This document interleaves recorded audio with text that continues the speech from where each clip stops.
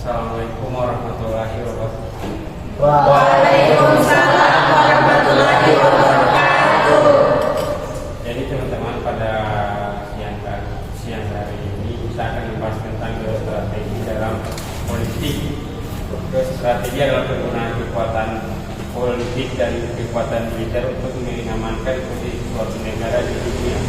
Dalam konteks politik, analisis geopolitik merupakan alat yang digunakan untuk mengidentifikasi kekuatan, kelemahan, peluang, dan ancaman suatu negara. Geostrategi dan geopolitik penting dalam menjaga persatuan dan kesatuan suatu negara serta dalam mencapai tujuan nasional.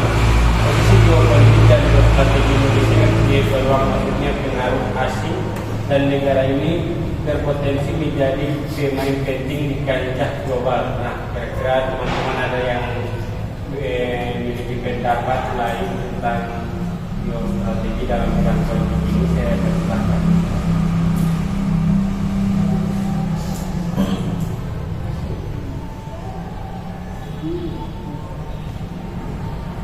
Atau teman-teman mau menjelaskan geostrategi menurut teman-teman sekarang apa yang ya yang dari sosial budaya, bagaimana tanggapannya? Kalau dari geostrategi ekonomi, yaitu analisis SWOT itu sangat berguna, tidak hanya memberikan pemahaman yang lebih dalam tentang kekuatan dan kelemahan internal suatu entitas, tetapi juga membantu dalam mengenali peluang dan ancaman yang ada di lingkungan eksternal. Dengan mempertimbangkan faktor-faktor ini, negara atau organisasi dapat membuat keputusan yang lebih terinformasi dan cerdas. Dalam konteks negara, analisis SWOT dapat membantu pemerintah dalam merumuskan kebijakan yang lebih baik. Dengan memahami kekuatan dan kelemahan internal negara, pemerintah dapat memperkuat sektor-sektor yang sudah unggul dan memperbaiki yang masih lemah. Selain itu, dengan mengenali peluang dan ancaman di lingkungan eksternal, pemerintah dapat mengambil langkah-langkah yang strategis untuk memanfaatkan peluang dan mengatasi ancaman yang muncul. Apakah ada pendapat lain? Budaya. Kalau dari sosial budaya itu mencakup dua segi tentang kehidupan manusia. Yang pertama dari segi sosial, yang kedua dari segi budaya. Kalau dari segi sosial itu Kalau dari segi sosial itu Nanti dulu, ada lain lagi. kan lagi bahas soal politik toh. Kira-kira bagaimana menurut teman-teman mengenai perpindahan ibu kota? Dan sekarang jadi trending topik, bahkan sampai dibahas di luar negeri. Karena ada beberapa rumor yang mengatakan bahwa perpindahan ibu kota ini selain karena luar Jakarta akan tenggelam, satu yang lain kayak Jakarta kan selalu di air dulu. Nah, kira-kira menurut teman-teman perpindahan ibu kota negara itu menuju Kalimantan, apa ada campur tangan politik dengan permainan politik dengan luar negeri, atau memang pure untuk kemajuan bangsa Indonesia? nah, kalau menurut saya kayak ini memiliki peluang dan sekaligus ancaman negara. Peluangnya seperti yang kita lihat di kayak itu banyak menggunakan teknologi yang terbaru. Kalau ancamannya seperti adanya peluang untuk korupsi karena dana yang disalurkan pada pembangunan di kayak itu ada berpotensi untuk korupsi itu juga saya. Kalau teman-teman lain ada.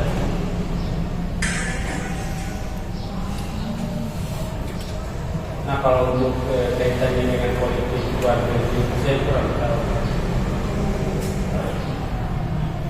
Soalnya kan dalam contoh kasus yang berhubungan dengan geostrategi politik di Indonesia, itu salah satunya tentang konflik Laut Cina dan masalah hak asasi manusia serta tuntutan kemerdekaan di Papua. Hal itu termasuk di masalah geostrategi politik. Karena kalau misalnya orang berpikir juga, kenapa Papua lebih memilih mau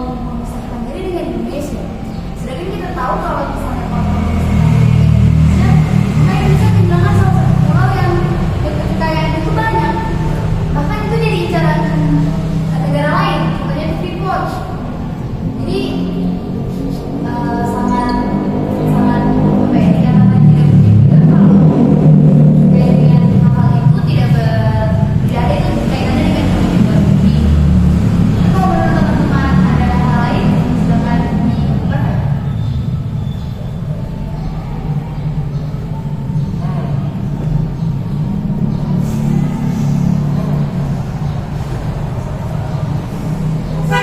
Dan tentang itu apa dari perpindahan ibu kota, tentang perpindahan ibu kota kayaknya itu lumayan strategis, soalnya salah satu kota yang dapat diidentifikasi adalah lokasi geografis yang strategis, dan strategis itu termasuk tidak rawan banjir, bagi itu masih tidak sebelum keistimewaan lah.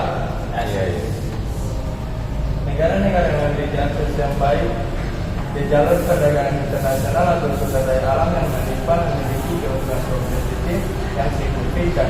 Selain itu, infrastruktur yang kuat dan hubungan yang baik dengan negara-negara tetangga juga dapat menjadi kekuatan dalam mengembangkan strategi ekonomi. Jadi Kalimantan itu kan dekat dengan negara lain juga, masalah kan Kalimantan kan sabla mau gampang kirim bayar boleh. Jadi, namun di situ dia tidak ada negara yang sempurna dan setiap negara memiliki kesalahan yang terbatas. Salah satu kelemahan yang terkait dengan faktor strategis dan adalah ketergantungan pada satu atau beberapa sektor ekonomi tertentu. Jika suatu negara terlalu tergantung pada sektor ekonomi yang rentan terhadap perubahan pasar global, maka negara tersebut harus mengambil resiko terjadi. Iya. Jadi kira-kira dari penjelasan itu yang berhubungan dengan ekonomi dan strategi ekonomi, itu perpindahan ibu kota strategis, bukan strategis itu tentang Kalimantan itu. Kalau dari sisi lain ada kebudayaan begitu, mungkin eksplor suku-suku orang bisa. Kalau menurut saya sendiri dengan perpindahan ibu kota itu sebenarnya banyak dampak positif. Iya. Karena orang bisa lihat sendiri kan, selama tidak usah terlalu jauh lah, selama terakhir hidup saja, karena yang bisa kita umur ini, pernah lihat banyak sekali ketertinggalan teknologi antara Pulau Jawa dengan pulau lain. Padahal sama-sama Indonesia. Karena di sana adalah pusat pembangunan, di sana pusat politik, di sana juga pusat ekonomi. Jadi di sana sangat wajar kalau orang lebih maju daripada kita yang masih di luar Pulau Jawa. Jadi dengan berpindahnya ibu kota, maka pulau-pulau lain itu akan semakin terlihat, semakin dilihat oleh pemerintah lah. Setidaknya kita lebih dekat dengan orang yang jadi goals Indonesia sekarang, Indonesia Emas 2045. Dan tapi ada hal yang perlu tolong garis bawahi juga. Masalah tentang tadi tanya kayak sumber daya kaya alam.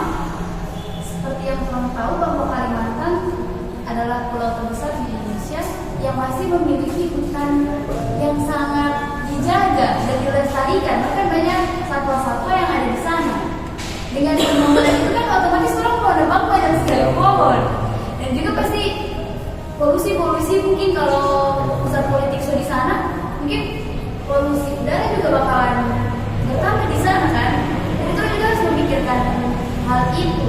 Kayak negara yang saya bilang luar negeri itu, mungkin negara lain akan menanam saham di Pulau Kalimantan.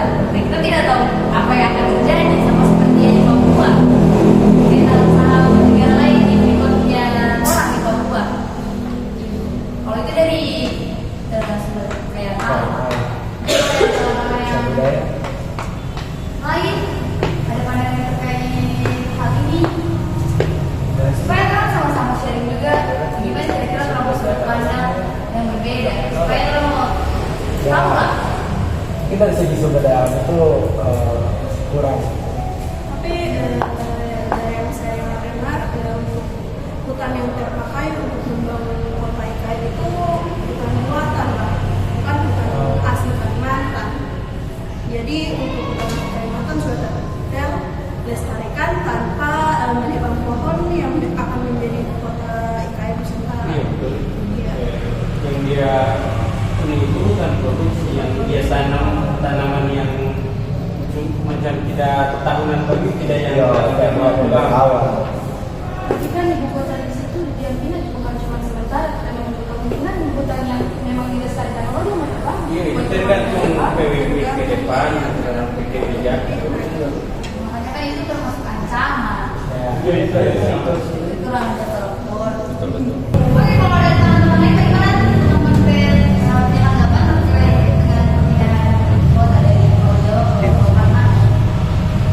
Itu Pak, disampaikan sudah pada ini argumen, pasti kan langsung punya argumen kan? Dan tidak ada argumen yang sama. Tidak ada pemikiran yang sama. Itu pasti beda-beda, bukan yang beda-beda. Sudut pandang masalah itu pasti beda-beda. Kalau sebenarnya dari sumber daya alam dia oke dari sumber daya sih, tapi dia beresiko juga kan tentang polusi. Tapi dengan polusi itu berarti kan bisa dapat solusi baru macam kayak membuat yang ramah lingkungan baik macam teknologi yang terbaru baterai motor listrik.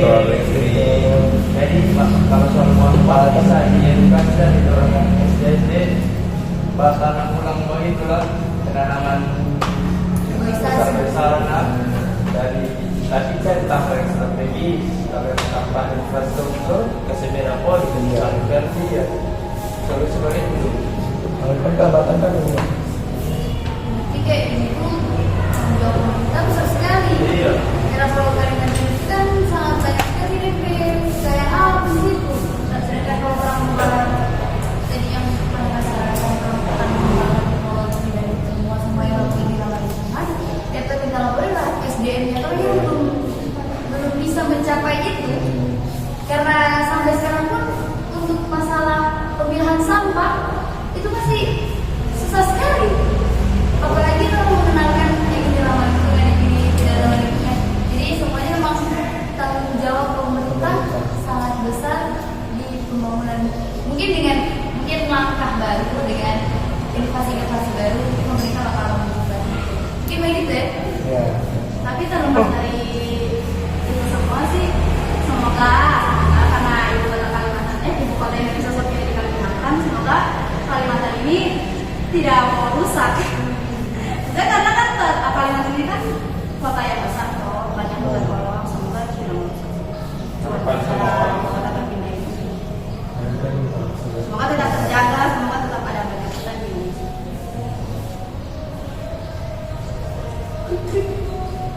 Tapi ada orang yang bilang kalau orang lihat di negara-negara maju, kan kalau ini termasuk negara berkembang kan, masih berkembang lah ya. Tapi selalu maju, amin. Kalau orang lihat dari negara-negara maju itu hutannya itu kan sedikit, karena mereka lebih mementingkan pertumbuhan ekonomi dan pembangunan. Jadi itu siap tidak siap juga harus siap melihat Kalimantan yang akan mungkin hutannya bakal sepakat dengan pembangunan. Kalau di situ sudah ada pusat politik, maka akan ada pembangunan baru. Karena mau tidak mau yang harus menunjang politik itu kan pasti ada rumah dinas, pasti ada sama-sama itu pasti akan ada lah. Jadi kira-kira bagaimana orang sebagai anak muda kalau kita mau Indonesia mau jadi negara maju, negara emas. Tapi kalau kita tidak mau bilang antara baru dan dulu. Bagi kira-kira bagaimana itu ya solusi dari ini? Teman-teman ada solusi untuk bisa bikin yang ini nggak sih setiap tahun itu apa sih tanda-tanda pohon baik? Oh itu kan iya. Anak-anak tidak masalah dia sejauh diajarkan tentang pohon. Makanya itu kan seperti solusi. Karena kalau tidak semudah membaca kelapa. Ya, itu kan. Orang tak ada bikin hari. Kalau Kalau terlambat tebang hari ini satu kali batebang boy kalau batana waktu tahun baru sendiri.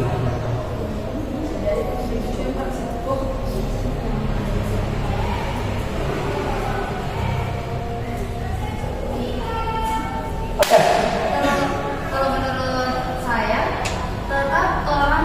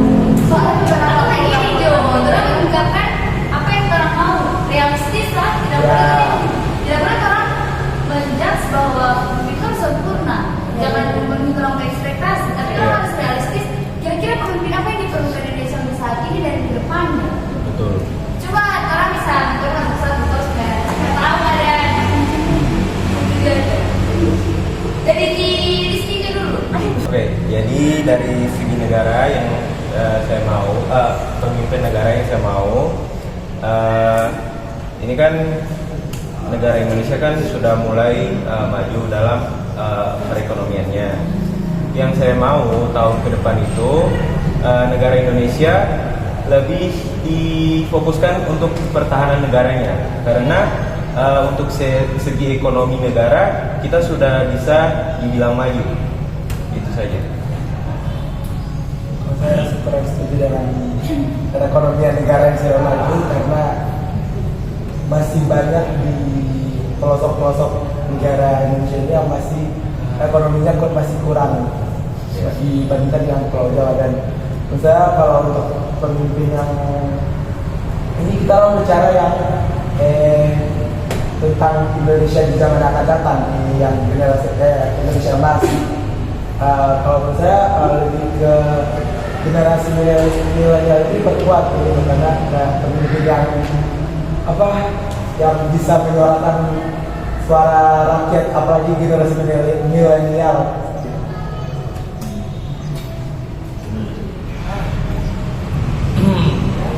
Tidak apa-apa. Izin masuk. Kalau menurut saya ya, tambahan, kenapa saya bilang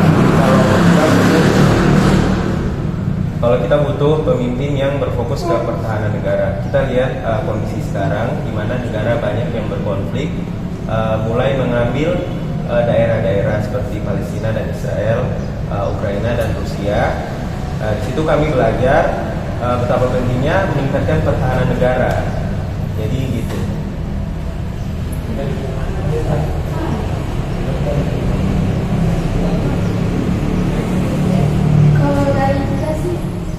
Kalau dari saya itu mau pemimpin yang masih muda, soalnya kayak boleh join yang tua-tua lah.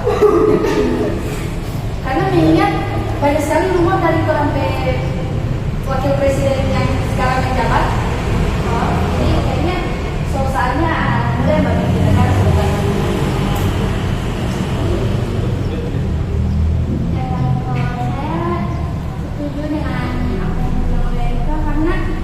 Di zaman sekarang itu kan gimana ya, kayak orang itu harus bakasnya ini loh, anak muda yang lebih muda supaya bisa memimpin negara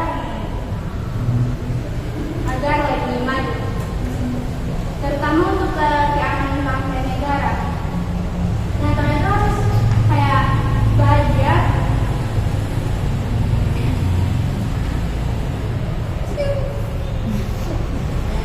Izin menambahkan.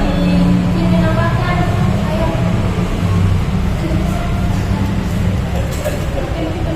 Apa ya? Tambahkan. Nanti dulu. Izin menambahkan. Lanjut. Kalau dari kita sih kayak Saya tadi. kalau dari saya sih pemimpin yang maksudnya yang bisa memberantas korupsi, karena kan kalau di Indonesia ini orang jadi mereka dalam korupsi semua. Iya, kita masih topik ini.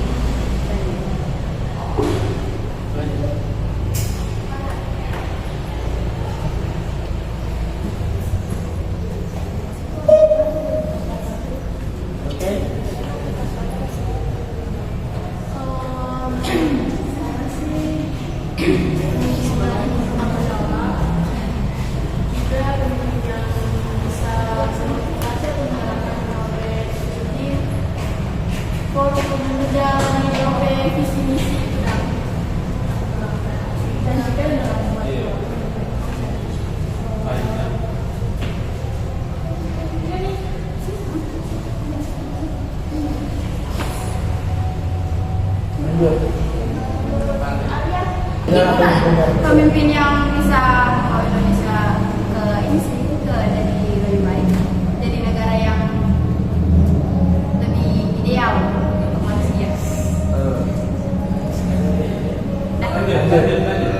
Yang belakang itu.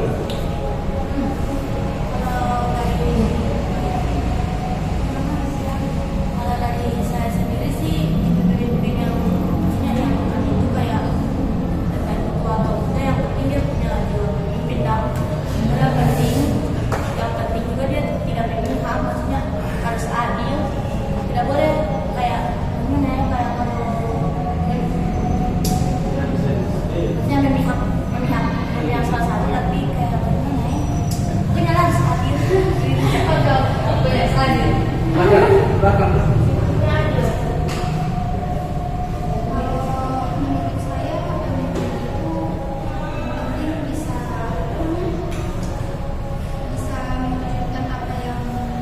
Negara masing-masing.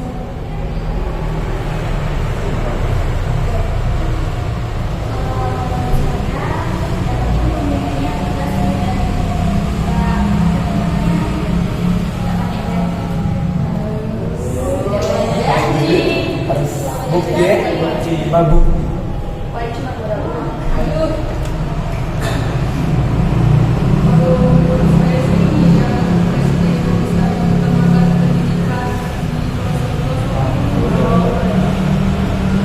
Supaya ini dia bisa memperhatikan bukan cuma di tempatnya dia, cuma di kota, tapi dia bisa lihat di pelosok.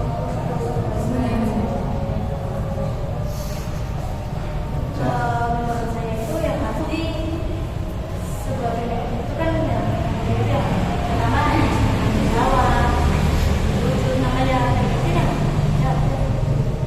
itu satu. Menurut saya lagi pemimpin itu harus konsisten dan diperhatikan. Kayak kamu pernah ada yang kawan ada salah satu presiden yang kasih kabar kata dia bilang kalau dia jadi presiden dia masih susu semua di masyarakat Indonesia. Jadi dia itu seakan-akan ada keren itu kayak orang yang tidak mampu dan jadi dia tuh lagi tuh harus jadi presiden. Kenapa dia enaknya bro? Ini kan Kalau kriteria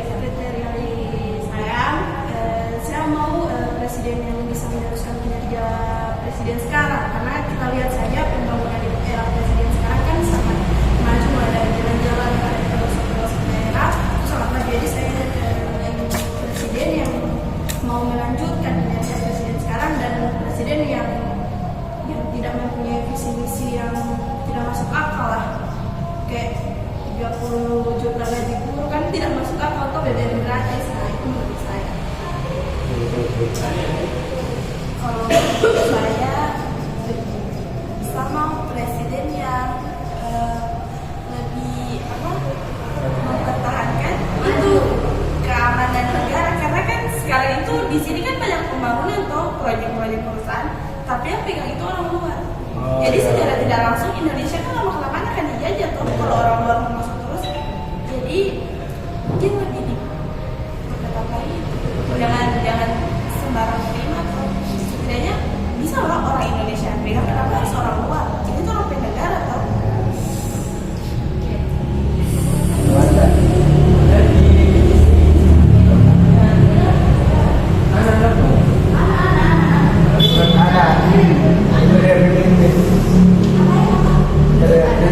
kalau dari saya pribadi pemimpin lebih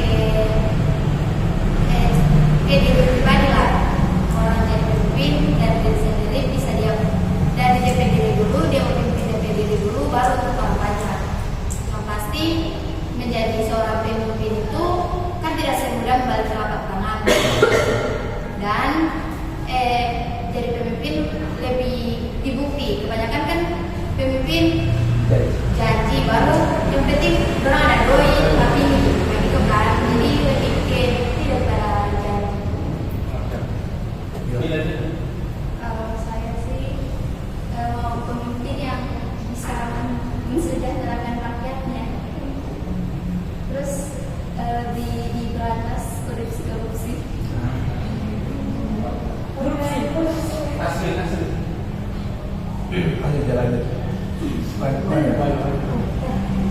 Kalau kriteria calon presiden menurut saya sendiri itu saya mau lebih realistis sih.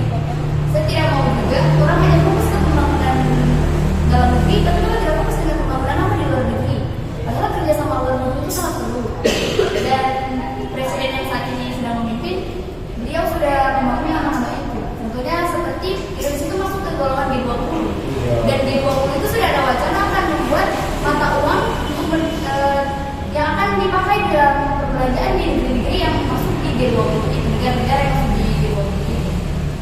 Jadi kalau misalnya saya ada kriteria pemimpin, saya maunya orang yang bisa kuat dalam pertahanan segi ekonomi. Karena melihat dari beberapa kurs sekarang, kurs dolar itu turun dari beberapa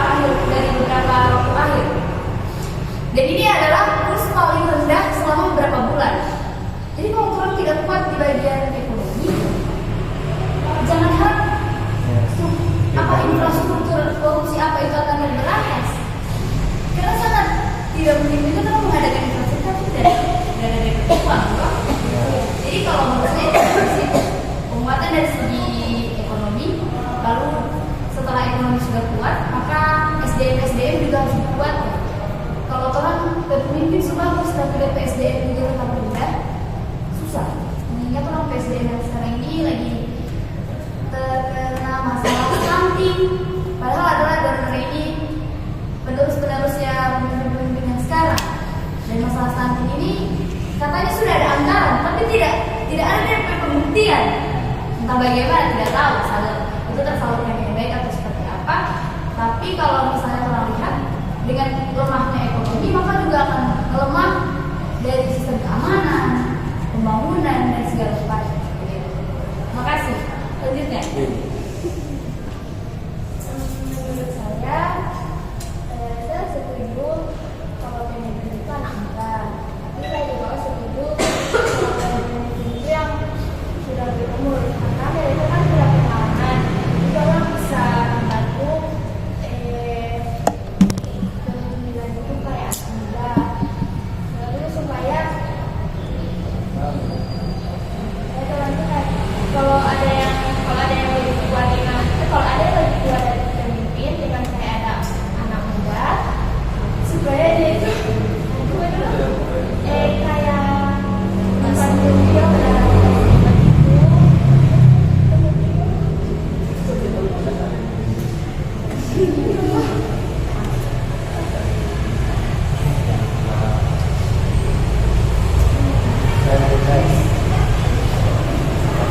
Jadi dari saya, mau siapapun yang akan memimpin Indonesia ke depan, harapan saya hanya untuk negara Indonesia ini dimajukan saja bersama-sama. Kalau dari orang kan, orang memilih orang kita, orang tetap bekerja. Tidak ada bekerja, tidak ada uang. Jadi orang pilih yang realistis saja. Menurut saya Indonesia betul-betul yang berpengalaman. Yang benar.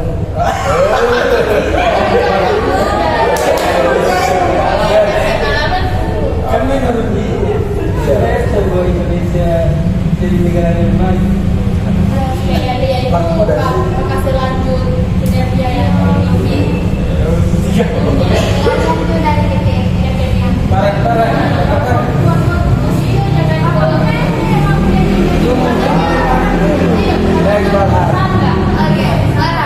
Sekarang saya sudah tahu. Oke. Karena ini Indonesia, seorang penegara kan, orang harus. Tapi dia pasti orang mau serius yang dipilih di negara, orang harus jadi yang terbaik lah untuk negara, karena orang itu yang punya negara. Kalau macam orang sama punya pemikiran macam tidak bekerja, tidak ada uang, macam negara. Kalau sama pikir begitu, macam tu sama suka jadi bodoh amat begitu dan. Jadi kalau dari anak kriteria, orang itu butuh pemimpin yang bisa apa ya, yang bisa bermanfaat bagi orang, tapi itu kalau sudah terwujudkan. Dan dia juga bisa mengatasi kelemahan yang ada di Indonesia. Macam beberapa kelemahan yang perlu diatasi itu misalnya infrastruktur yang masih kurang berkembang di beberapa daerah, seperti transportasi yang terbatas dan akses yang sulit ke daerah terpencil. Untuk mengatasi hal ini, pemerintah perlu mengimplementasikan program-program pembangunan infrastruktur yang bertujuan untuk meningkatkan konektivitas antar daerah dan memperbaiki aksesibilitas. Mohon maaf ini agak panjang karena saya merangkum dari pendapat teman-teman sebelumnya. Selain itu, Indonesia juga perlu mengatasi tantangan dalam hal regulasi birokrasi yang kompleks. Oke, selain itu salah satu rangkaian daun yang dilakukan Indonesia adalah banyak. Selain itu, orang juga butuh pemimpin yang dapat memanfaatkan potensi pasar. Juga orang butuh pemimpin yang bisa melanjutkan infrastruktur yang dibangun oleh pemimpin sebelumnya. Orang juga butuh pemimpin yang bisa menjaga dan menambah kerjasama antar dengan negara lain, begitu mempererat hubungan dengan negara lain. Tidak hanya itu juga, Indonesia juga orang juga membutuhkan pemimpin yang dapat menghadapi tantangan global. Indonesia juga fokus orang kalau butuh pemimpin itu intinya orang harus bisa memilih pemimpin yang bisa melakukan bisa bermanfaat. Dia dari Oke. melakukan hal kecil yang akan berdampak besar di depan. Indonesia maju. Menurut saya cuma butuh pemimpin yang jujur. Karena kenapa? Kalau kita lihat itu banyak sekali pemimpin yang masih tidak jujur. Apalagi di Indonesia ini kan korupsinya mencapai 34%. Jadi teman-teman kalau memilih pemimpin itu jangan asal. Jadi pikirkan matang-matang sebelum mencoba.